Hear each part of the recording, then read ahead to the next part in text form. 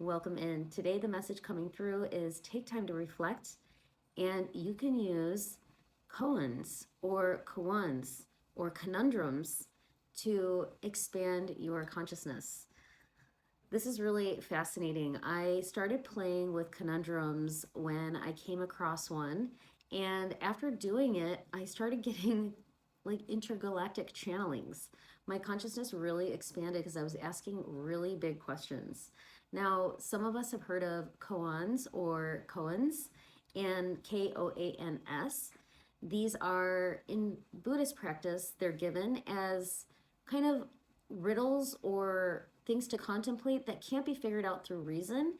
And the mind starts to relax. It almost gets into like this stuck state and just quits, trying to make it right, like get the right answer, figure it out because it can't be figured out through the rational mind necessarily.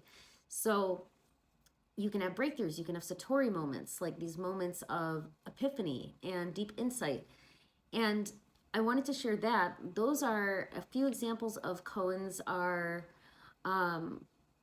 what was your face like before you were born? What's your true face? What's the sound of one hand clapping? There's one about a dog that's quite common. It's escaping me at the moment. But the conundrum that I wanted to share today was one that I heard through a channel that I consider to be one of my mentors, Bashar. Many of you may have heard of Bashar. And I'm not sure if you heard this one. I mean, he's got so many videos and so much material out. But he has this conundrum, and what it is you ask this question to the reflection of your mind or your external, however you relate to the other side, and you ask these series of questions in this particular order. And it's not like you're trying to figure it out. You're just giving space to kind of contemplate it, like in a very hands-off, easy, vipassana kind of way. So the first one is contemplating what is a finite number of universes. What is a finite number of universes? You're not here to figure it out. You're just here to let your mind kind of roam and ask about it in this gentle way. And it's kind of the way the reflection works. When we ask a question, when we're in non-resistance, we get the answer. Right now I'm being shown, how many times have we lost something, and the minute we forget about it, we find it. It's really, we're moving through realities, and you end up in the reflection that is resonant for you. So that's why there's that common quote. I don't know exactly who said it, but it's, you cannot find the answer in the same frequency as the problem, meaning you need to shift states of being before you can get that answer. So a common technique is when we go to sleep at night, we can ask a question to our subconscious or whatever language you want to use to spirit, and we will often get an answer in the coming days. One of the hypnosis practices that I offer, I ask them the clients to come up with a series of questions. And oftentimes, if the appointment is booked quite far out, a lot of times by the time they come for the appointment, half of those questions have been answered. But of course, we come up with new ones. There's always new stuff.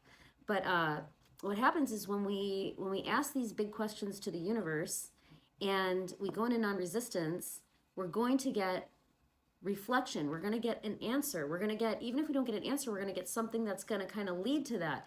And that is an expansion. When I was younger, I always just wanted to understand the nature of reality. I literally was obsessed with like existential questions. And so I've gotten what I believe are a lot of answers. I mean, the reason I feel so at peace in my life now, regardless of what's in the reflection and the co-creation in the world is pretty nuts, is because I feel existentially very satisfied. Like I feel like my biggest questions have been answered.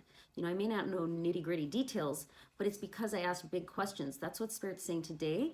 To expand our consciousness, we can ask big questions, whatever. I mean, of course, really questions are like little desires that we want fulfilled. And they're actually, you've heard it from Abraham Hicks, ask and it's given. The asking is automatic. But this is a way to kind of proactively expand our consciousness. So you can ask these conundrums, these kinds of things that the rational mind can't necessarily know. It's not something that we can figure out, but you can intuit and you can get downloads about it. And every time you ask a big question, you're going to get a big answer. And also, I'm hearing, again, this is like connecting to very high vibrational versions of yourself, right? We're all one being with many faces in a way. So, if you're really in a high frequency and asking high frequency questions, like you're going to get in touch with your angelic team. If you're asking kind of galactic questions, you know, maybe about disclosure and this and that, but in a very cosmic, high vibrational way, in love and light, you're going to get answers on that level. And that's going to expand your consciousness. That's going to raise your frequency, and your cork is going to float, because these are really groovy energies to marinate in. Of course, you know, take what resonates. You know, we're all into different, we all have our own interests.